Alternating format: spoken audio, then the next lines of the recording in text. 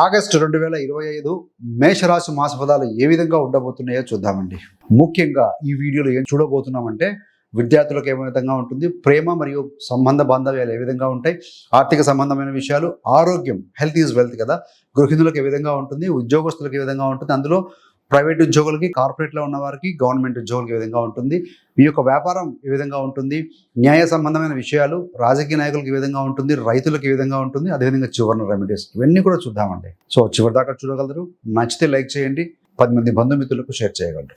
మరి ఫలితాల్లోకి వెళ్తే ముఖ్యంగా విద్యార్థులకు ఏ విధంగా ఉంటుంది, స్టూడెంట్స్కి ఆగస్ట్ మాసంలో వారి ఏకాగ్రత పెరుగుతుంది, క్రమశిక్షణ పెరుగుతుంది, క్రియేటివిటీ అంటే సృజనాత్మకత పెరుగుతుంది. 5వ స్థానాధిపతి రవి 5లోకి వస్తారు 17వ తారీఖు నుండి, కాబట్టి క్రియేటివ్ థింకింగ్ అనేది ఉంటుంది.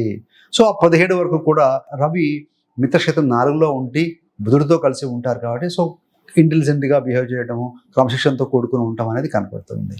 కానీ కుజుడు అనే గ్రహం మీ యొక్క రాశాధిపతి 6వ స్థానంలో ఉన్నారు కనుక మీ యొక్క మిత్రులతోటి, మీ తోటి వారి విద్యార్థులతో మాట పట్టింపులు, చిన్న వాదనలు జరిగే అవకాశం ఉంటుంది. కాబట్టి అలాంటి పరిస్థితుల్లో తారసపడితే దూరంగా వెళ్ళటం మంచిది. హోంవర్క్ కానీ ఇంటర్నల్స్ కానీ ఆలస్యం లేకుండా ఎప్పటికప్పుడు కంప్లీట్ చేసుకుని సబ్మిట్ చేసుకోవటం ఉత్తమంగా భావించాలండి.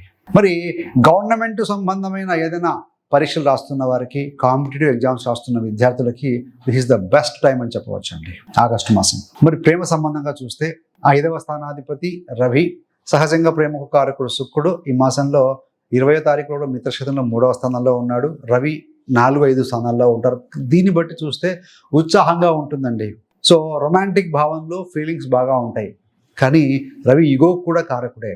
మరి చిన్న ఈగో క్లాషెస్ రాకుండా చూసుకోవాల్సిన అవసరం ఉంది. ఏలినాడు శని ప్రభావం వల్ల ప్రేమను నిర్లక్ష్యం చేస్తే విభేదాలు వచ్చే అవకాశం ఉంది, కొంతమంది విడిపోయే అవకాశం ఉంటుంది. కాబట్టి సో విభేదాలు లేకుండా చూసుకుంటే చాలు, పాజిటివ్ ఫీలింగ్స్ అయితే ఉంటాయి. ఆర్థిక పరిస్థితి చూస్తే 2 మరియు 11వ స్థానాల మీద శుభగ్రహాల దృష్టి లేదండి.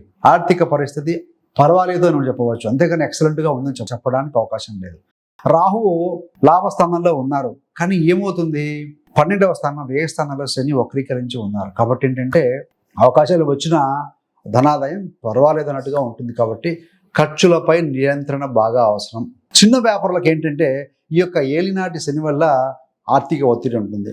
ఎందుకు ఏలినాటి శని ప్రభావం అంటే శనికి 3వ దృష్టి మీ ధన కుటుంబ స్థానంలో చూస్తూ ఉంటారు. కాబట్టి చిన్న వ్యాపారులు కొంత డబ్బులు తెచ్చుకోవటం, ఇన్వెస్ట్మెంట్ పెట్టడము, ఇలాంటి వాటి విషయాల్లో కొంచెం ఒత్తిడికి అయ్యే అవకాశం ఉంటుందండి. 17వ తారీఖు తర్వాత ఎప్పుడైతే రవి స్వస్థానానికి వచ్చి లాభస్థానాన్ని వీక్షిస్తూ ఉంటారో